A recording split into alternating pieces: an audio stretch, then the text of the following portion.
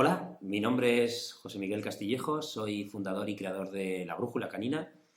Muchísimas gracias por estar al otro lado.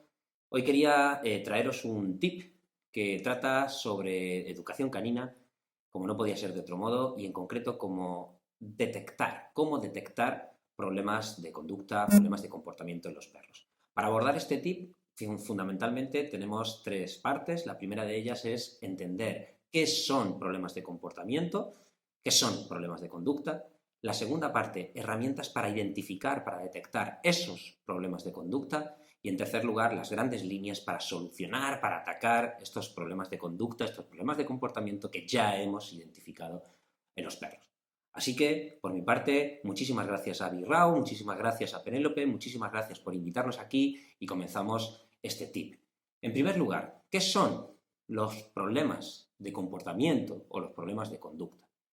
Para ello tenemos que abordar principalmente tres reflexiones. La primera de ellas trata sobre los comportamientos naturales de los perros, las conductas naturales de los perros, versus las conductas que nosotros las personas vemos como naturales o no naturales. Es decir, los perros, como otra especie distinta que son, tienen su propio concepto de cómo hacer las cosas, su propio concepto de cómo gestionar diferentes situaciones, mientras que las personas tenemos el nuestro.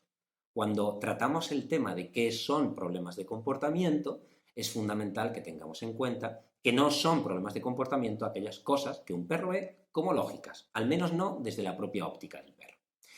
En segundo lugar, cuando hablamos de problemas de comportamiento o problemas de conducta, tendríamos que tener en cuenta que las conductas, los comportamientos que hace un perro son aquellas expresiones externas de las emociones que el perro está experimentando en esa situación. El miedo, la ira, el enfado, la tristeza.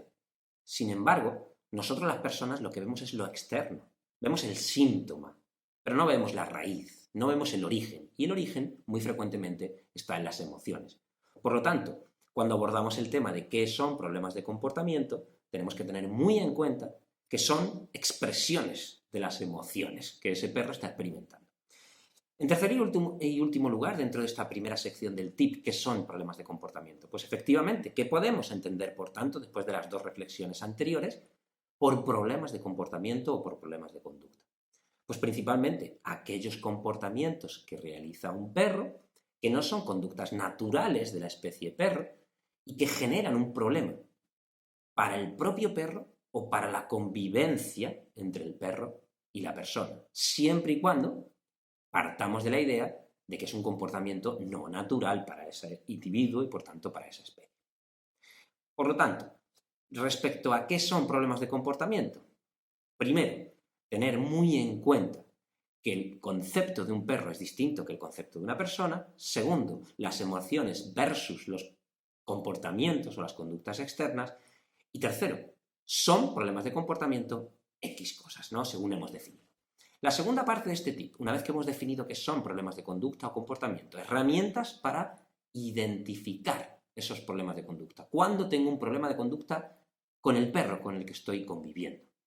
En primer lugar, para identificar esto, necesitamos conocer, como bien decíamos hace un momento, las conductas naturales de los perros. Si no sé lo que los perros como especie hacen, no sé cómo gestionan determinadas situaciones, es muy difícil que pueda diferenciar aquello de lo que sí es un problema de lo que no es un problema. Por lo tanto, lo primero para identificar problemas de comportamiento es entender cuáles son las conductas o comportamientos naturales de la especie perro.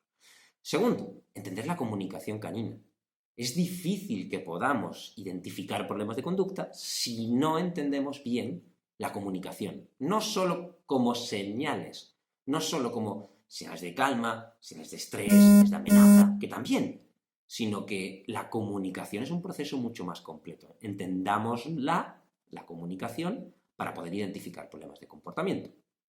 En tercer lugar, para poder identificar problemas de comportamiento o de conducta, necesitamos evaluar cuáles son las características de las diferentes etapas vitales de los perros. Las etapas vitales, si el perro es un cachorro, si es un adolescente, si es un perro senior, si es un perro adulto, tendrá diferentes características cada una de estas etapas y eso modulará el que lo que está haciendo el perro sea lógico o no sea lógico de acorde a la especie perro y a ese individuo. Por otro lado, a la hora de identificar problemas de comportamiento, es fundamental saber cuáles son, si existen, los problemas orgánicos, es decir, los problemas de salud que pueden estar influenciando las conductas o los comportamientos de ese perro. Por ejemplo, la displasia, el tiroides, el hipotiroidismo, son problemas de salud, en un caso, por ejemplo, de la displasia, musculoesqueléticos, en el caso del tiroides, endocrinos, ¿no? Problemas de salud que van a estar afectando a su comportamiento.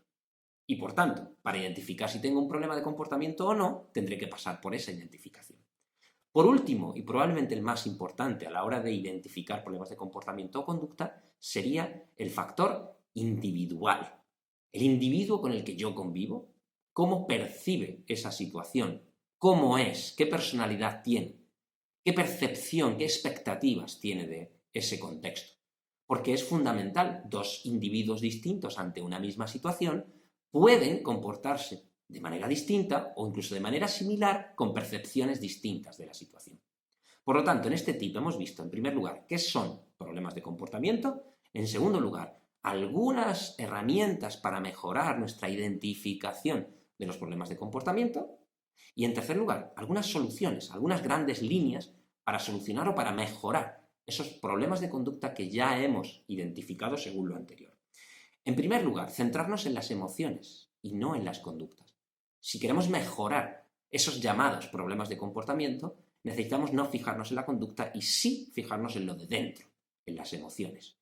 En segundo lugar, a la hora de abordar los trabajos de problemas de comportamiento, que en realidad vienen de problemas emocionales en la mayoría de las ocasiones, necesitamos concedernos tiempo, porque los resultados sólidos, el trabajo emocional, requieren mucho tiempo. Por lo tanto, para mejorar esos llamados problemas de conducta, necesitamos tiempo, necesitamos ser pacientes, necesitamos dar ese factor temporal que genere una solidez en la gestión del perro. Por otro lado, para mejorar los llamados problemas de comportamiento en los perros, necesitamos trabajar nuestra gestión emocional humana.